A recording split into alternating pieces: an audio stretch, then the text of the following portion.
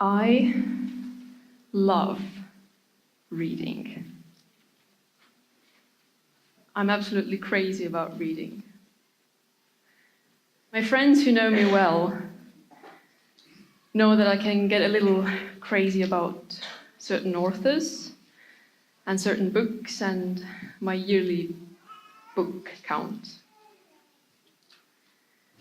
Now, when I try to think about all these things I've read, all these genres, all these different authors, all the different books, there's one thing that stands out for me. I don't think there's anything like a good biography, or even better, a good autobiography. It feels so special and it's almost mystical that I can open a book and I can get a glimpse of a life of an extraordinary person. And there's so many out there. People who have lived and loved and suffered and endured. They are people who have been caught up in the dramatic turns of history, people who have been given extraordinary talents, and people who have literally changed this world. There's nothing as inspiring to me as to read about those people, and there are many of them. There's Nelson Mandela, there is Maya Angelou, there is Dmitry Shostakovich, there is Alexander Solzhenitsyn, there is Viktor Frankl, Anne Frank, Karen Armstrong, Jean-Paul Sartre. The list just goes on and on and on. And when I think about all those people, all those extraordinary people, all those special people, one life stands out. And that's the life of John the Revelator. Because I don't think there has been another human being who has lived a life as special and as exciting and as extraordinary as John did. Now, when we start reading the book of Revelation and when we read those words we just heard, we don't usually think of them as autobiography, do we? We read them with different eyes. But the truth is, if you take all these little bits and pieces that are there in the Gospels and are there in the Revelation and you put them together, you get a decent biography. And I love his story. I absolutely love his story. His beginning was humble, of course. He was born into a very restless time and very restless place because his country was being occupied by the powerful empire of Rome, and it wasn't easy. There were upheavals, there were tensions, there were people hanging on the crosses outside the city gates to remind everyone and anyone what happens to people who dare to rebel against Rome. There were secret dreams and there were clenched fists. And all the most important things were always said behind drawn curtains and behind locked doors. I come from a communist regime, I know. But John was born into a very special family. Not all the theologians agree, they never do, but there is a good chance John had an older cousin whose name happened to be Jesus. There's a good chance their mothers were sisters. And if this was true, I don't know, but if this was true, then, John must have grown up with all of these stories about his wonderful older cousin who would always help his mum in the kitchen and who would always help his dad in the carpentry workshop and who would say all these wonderful things and do wonderful things. And I think John grew to love him. Because when a day came, when Jesus was walking on the shore, and he saw John, and he was like, "Buddy, come with me." Then John literally dropped everything he was doing And this young man, smelling of fish and nets, went on to live an adventure beyond his wildest dreams. He was young, most likely a teenager. We usually picture the disciples and the apostles as elderly gentlemen with long beards. But do you remember a strange story in the Gospels? A story about paying temple tax. It's a strange story where Peter and Jesus had to pay the temple tax, and they found the money in fish mouth, right? It's a strange story. I don't quite know what to do with it. But that text seems to imply that only Peter and Jesus were the ones who had to pay it. And the temple tax was for Jewish men between age 20 and 50. There is a chance that the rest of the guys were in their late teens. There is a chance that they were just a bunch of young kids following Jesus and being on this adventure together with him. And can you imagine? Can you imagine those 18, 17, 19-year-old boys living together with Jesus every single day? Seeing what he did, hearing his stories, hearing his teaching, seeing the miracles, even going to the other side of the big lake where the pagans lived. They went even to places where no decent Jewish boy would ever want to go. They lived a life of true adventure. And oh boy, did they get excited. Because in their hearts started to well up a certain knowledge. He is the one. What if he is the one? What if he is the one all the old scriptures have talked about? The one we have been waiting for so long. What if he is the king? What if he is the Messiah? So, young and fierce and energetic as they were, they needed to get ready for the kingdom to come. So what they did, they went out and they got swords on black market. Because these guys had never seen another kingdom built on anything else than the power of the sword and violence. That's all they knew. And they thought the kingdom would come like this. They thought the Rome would sink as a broken vessel, never to return. They thought they were about to see and witness the biggest political and social change this world has ever seen. And they kind of started arguing with each other.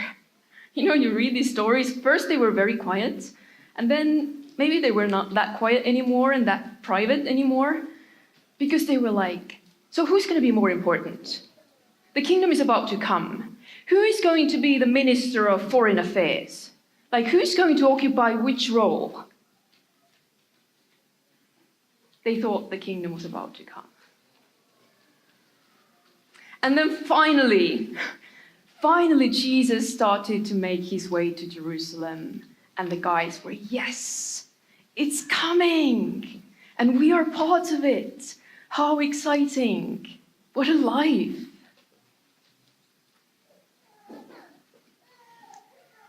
And then a couple of days later, an utter shock.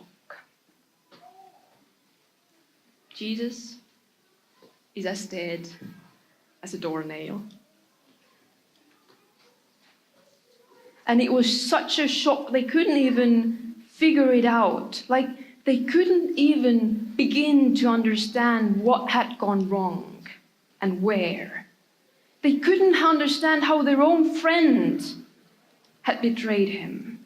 They couldn't understand how the big jury had condemned him and how the Romans had literally crucified him on a tree. And all was lost. Their future was lost. their dreams were lost, and they had nothing left in this world. It was finished.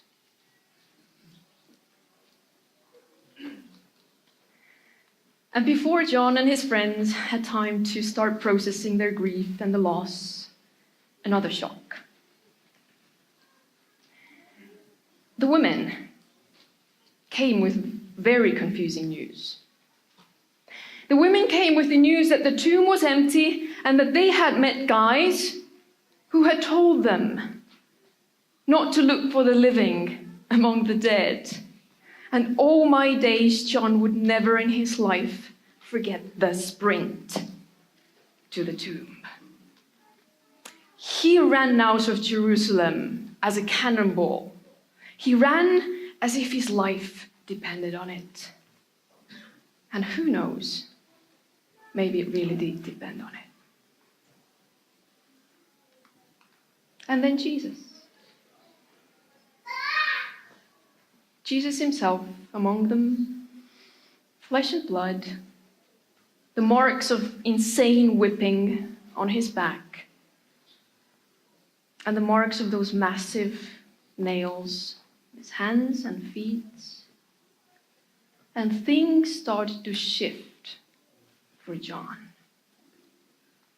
Slowly he started to understand things he hadn't understood so far, the mission of Jesus, the nature of the kingdom, and also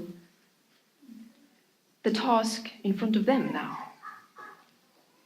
Because now the bunch of young guys, the nucleus of Jesus' movement, they were to continue what Jesus had started.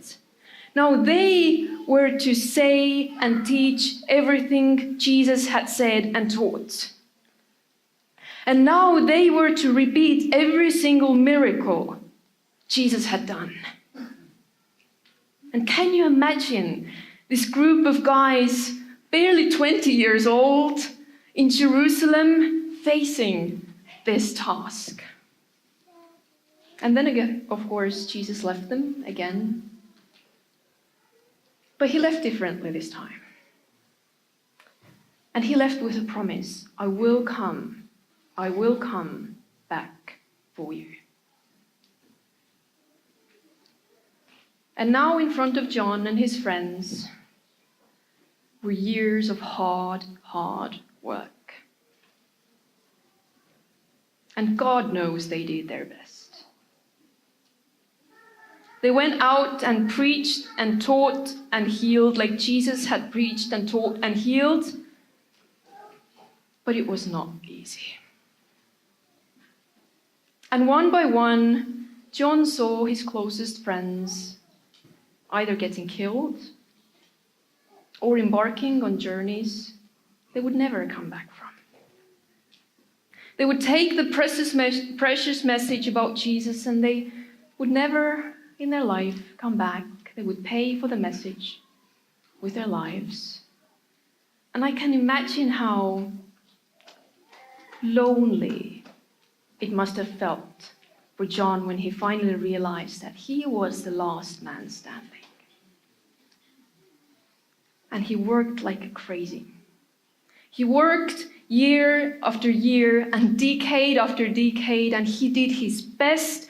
He saw also whippings and prison walls, and he saw his precious Jerusalem torn into pieces, the temple gone, friends gone.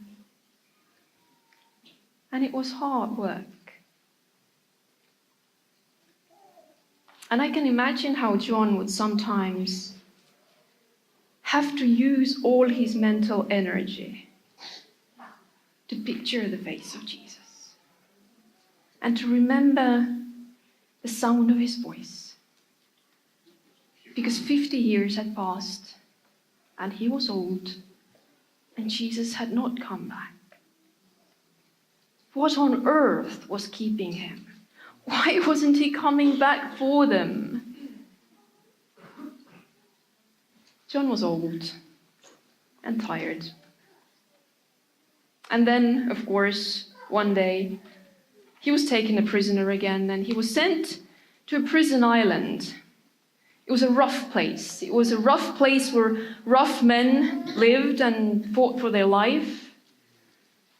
And John didn't think there was anything for him in this life to look forward to. I'm sure the passion in his heart still burned as bright as it had 50 years ago. But he was old. And he didn't think there would be anything to look forward to. And then one day, something happens. John is not quite sure what is going on around him.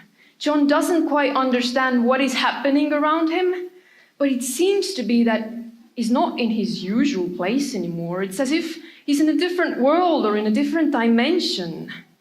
And before he has time to start figuring out where he is, what's happening around him, he hears a voice. A voice. And the voice sounds like rushing of many waters, and the voice sounds like a choir of a million trumpets. But hey, what?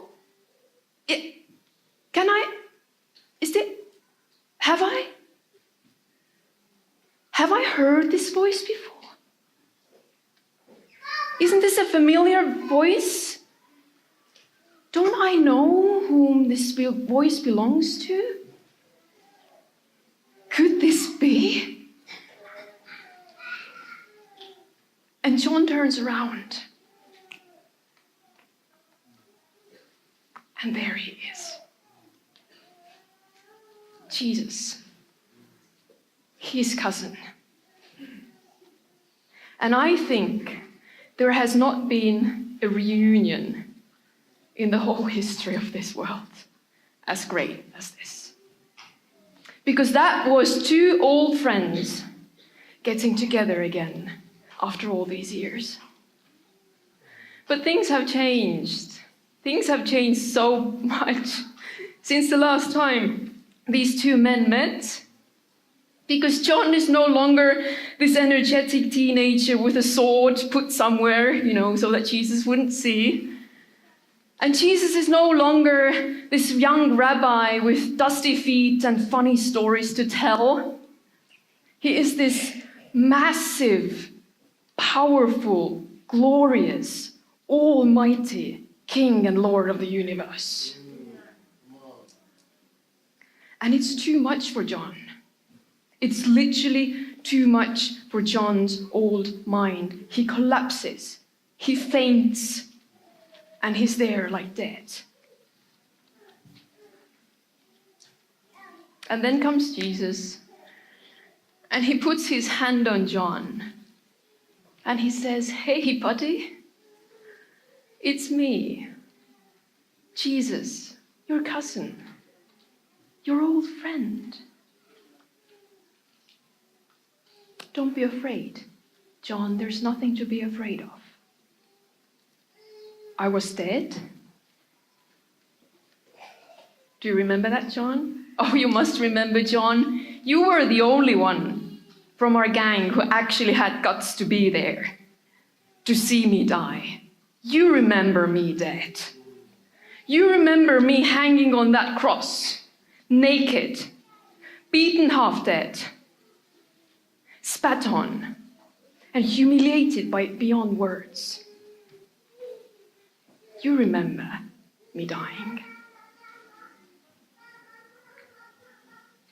But I'm alive now. I'm alive, and I hold the keys. John, I hold them all. Every single key there is in this universe, I hold it now. And there is not a single door in this universe that's locked before me. And there is not a single grave in this world which I couldn't open. It's me, Jesus, your cousin.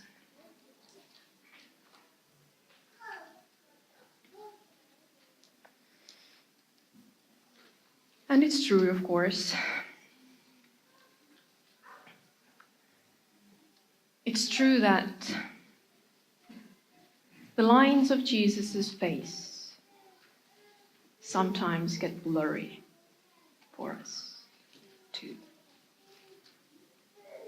Sometimes there are moments and there are times in our life when we have to use all our energy and everything we've got to see the lines of his face and to hear the sound of his voice.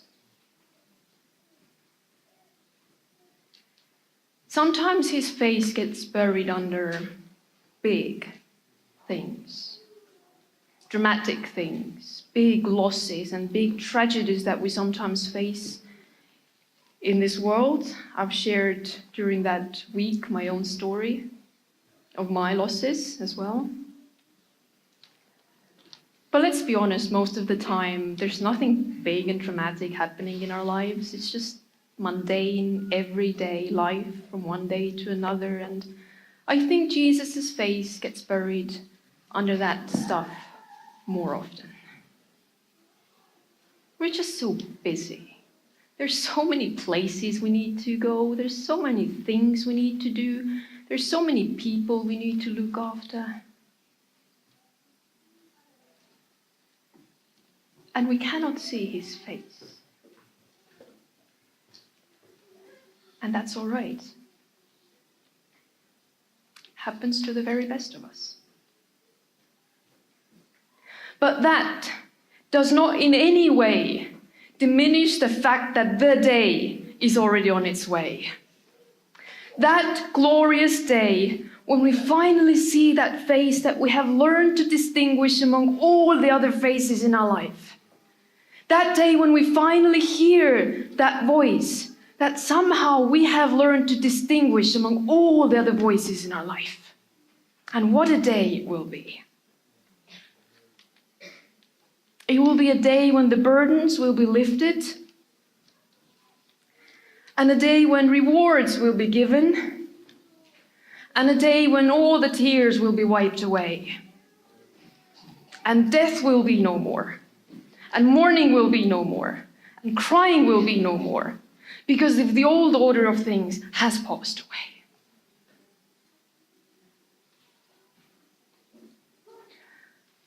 I don't know what I will do on that day. I don't quite know how it will be. I can only imagine. Maybe I will dance for Jesus. Maybe I will just stand there. Maybe I will fall on my knees, but maybe I will fall down as if dead. And Jesus will come to me. And he'll put his hand on me and he'll say, "Hey, it's me, Jesus, your old friend. Don't be afraid. I'm the Alpha and Omega. I was dead.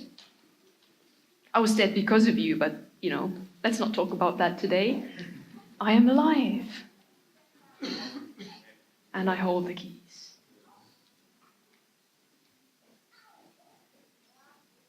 I love John's story. I think you can tell.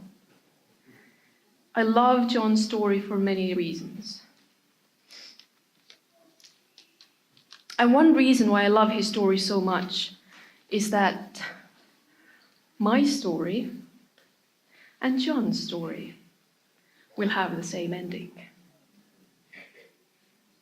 And the last chapter of his memoirs and the last chapter of mine, maybe the first chapter of our real biographies and memoirs will have the same chapter and will have the same title, and it will read, "Old Friends,